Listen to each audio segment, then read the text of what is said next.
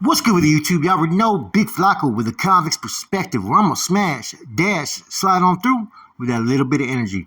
Please hit the like, subscribe, comment, do all those things to help support this channel, and hit that bell notification for future fire content. First and foremost, congratulations to all 49ers and Chief fans, man. You guys hopefully get a good Super Bowl this year, man. Last 2 days, as you guys know, I haven't been dropping any video content. I've been busy taking care of personal matters, but I look to get things on track this week. With that said, let's talk about this topic we're going to be discussing.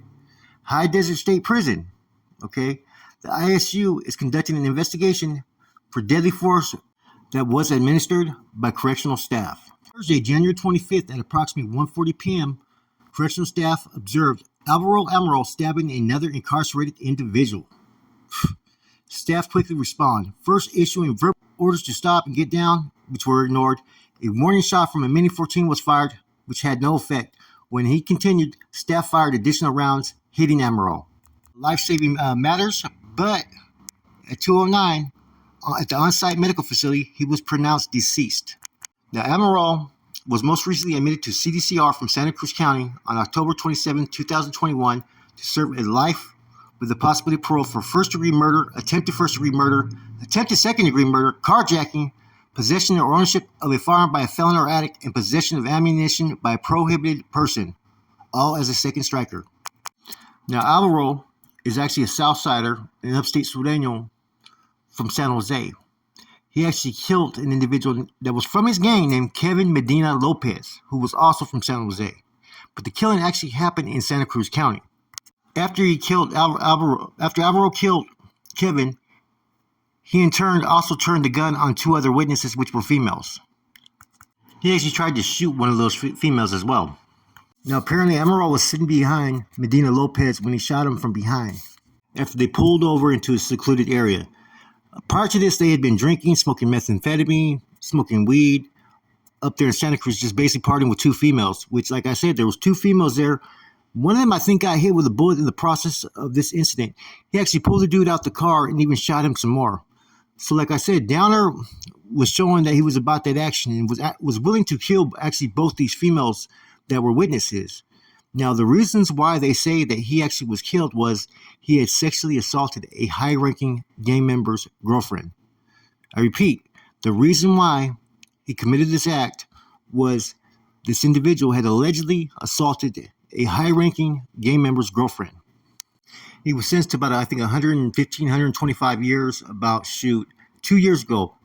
Here we are 2.5 years later. He's killed by a gun tower for trying to commit another act of murdering an inmate on a prison yard.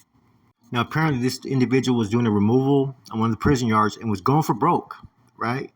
And being on a level 4 prison yard, right? Whenever there's a removal, the whole focal point is to fucking murder the victim.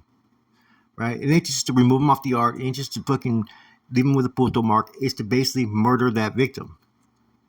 Now, what was shocking for me, as far as reading the press release, was it didn't say that there was any other individuals that were involved in actually the pegada, the hit that went down.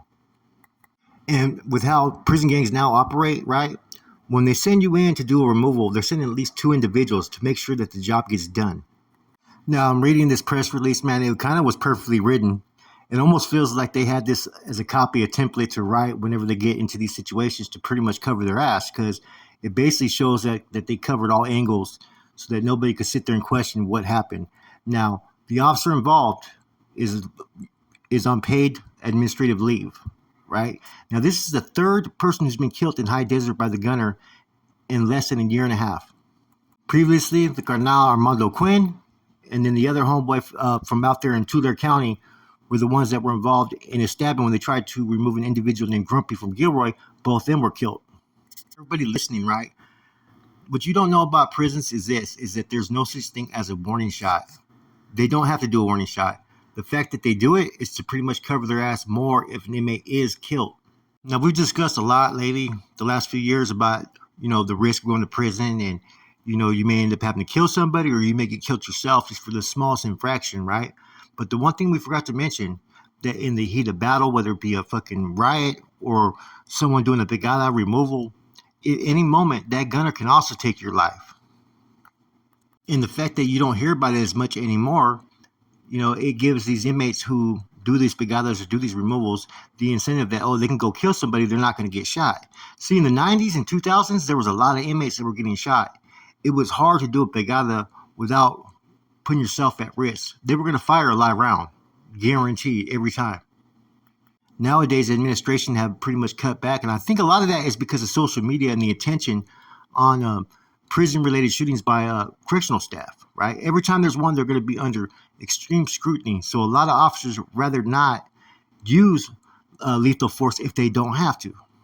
And this is why a lot of prisons in the 90s and 2000s were basically built in rural areas like High Desert, Pelican Bay, Corcoran, Ironwood. All these locations are basically rural areas that the communities basically thrive upon, the income coming from the prisons. Therefore, if any officer or administration was to catch a civil suit that was fucking raised against by prisoners, basically they had the communities backing basically anyone that was going to trial. It would be in their favor. Those areas are less likely to be involved in advocating for the inmates, believe it or not.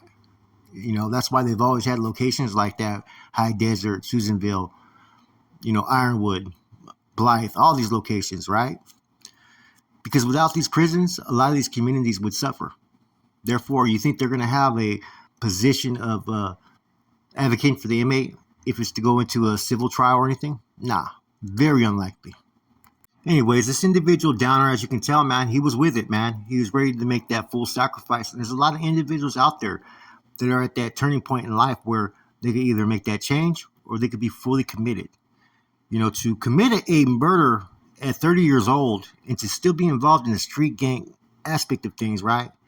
It's kind of shocking to me, because, being from the same area, San Jose, once you do your prison time and you step out to the streets, a lot of homeboys, Norteños, right, Northerners, they're either going to function with the regiment out in the streets and offer their assistance, or they're going to go out there and get a job and focus on their family. Not many are going to be out there still gangbanging and, still going to gang meetings and doing stuff like this, right? So this individual to be 30 years old and still be out there actively gangbanging on the streets, it's kind of shocking to me. But he was fully committed, man. And, there's a lot of kids out there, 16, 17, 18, that are in that position to where they got to make that choice and decision. Are they going to go all out and continue down this path, or are they going to make that change? And look how short this individual's career was. He put in the work. He was down to ride. He was a beast. He was with it. But at the end of the day, he lost his life based upon who he wanted to be, how he wanted others to perceive him. And to me, that raises questions, right? Is an individual, is he just naturally with it, just naturally has it since he's a young age? Do you see those signs? Or are you built into that individual? I always question that, because like I said, I've seen individuals that have been able to ride their whole life and basically, find themselves in basically the shadows every time something happens, and they end up having a long career and gain status but never put in any work. Then you have those that are always on Front Street that don't care. They're willing to make that sacrifice. Where do these individuals come from? Are they built at a young age in the neighborhood, or is it just them? Is it just who they are? I believe that you're a product of your environment. People, places, and things pretty much create who you could be as an individual, and if you allow it. And then some people may not have it in them, but they find it within themselves eventually. And see, that's where I'm going out with this, right? Is this individual has the clear signs of somebody who was committed from day one, right? Going to go to the extreme to sacrifice for the gang. How many people enter into that gang lifestyle at a young age are willing to commit themselves for life just like this individual? Is this just something that's ingrained in them, or is this something that's just from the get-go? Anyways, I don't know about the initial case that this individual had, but I mean, to take that kind of action because someone did something to somebody's old lady, I get it. That's what you think when you have homeboys from the neighborhood. You expect that type of support and whatnot. And that's the unfortunate thing with the gang lifestyle is not every action is based upon for you as an individual. Sometimes it's for your gang and your fellow gang members. Are they going to give that same energy and effort into supporting you? A lot of times it's very unlikely that they do. There's not a lot of individuals like Downer who are ready to rock and roll and just go the distance. You know, I can't stress prison is prison. You never know what you're going to encounter. And if you think you're tough, you think you're hard, you think you're ready to go, there's about 1,000 other people who think just like that.